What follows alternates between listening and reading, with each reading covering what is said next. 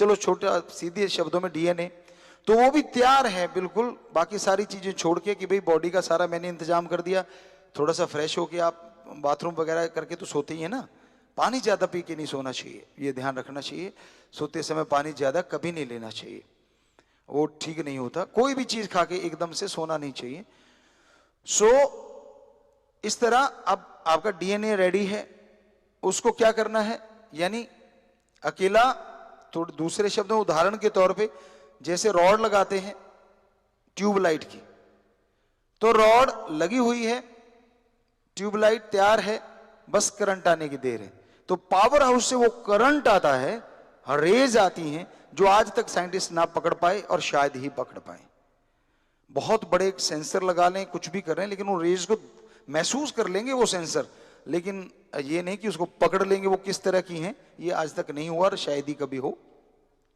तो वो सोएओं के ऊपर वो रेज आती हैं, वो किरणें आती हैं। अब डीएनए तो तैयार है, वो ट्यूबलाइट तैयार हो गई, वरना ट्यूबलाइट की तारें उखड़ी रहती हैं। कैसे?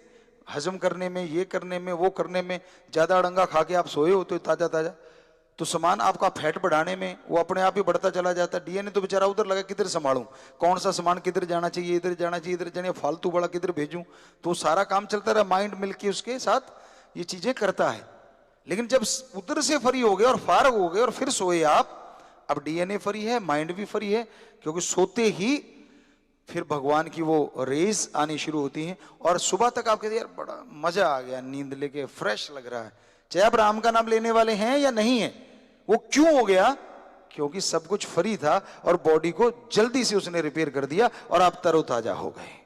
ये है हकीकत धर्मों की, इतनी बड़ी है हमारे धर्मों की महाविज्ञान। हमने पवित्र वेदों में जो पढ़ा, खास करके क्योंकि हमने उन पे काफी रिसर्च किया धर्मों पे, तो उसमें ये चीजें निकल के आई। पवित्र रामायण हो गई, पवित्र गीता हो गई, तो ये पवित्र जो हमारे ग्रंथ हैं जिन पे हमने ज्यादा फोकस किया, क्योंकि बुरा ना मनाई कोई भी सज्जन, यही चीजें हमें बाकी धर्मों में भी मिली, सेम टू सेम, लगभग लगभग भाषा का बदलाव।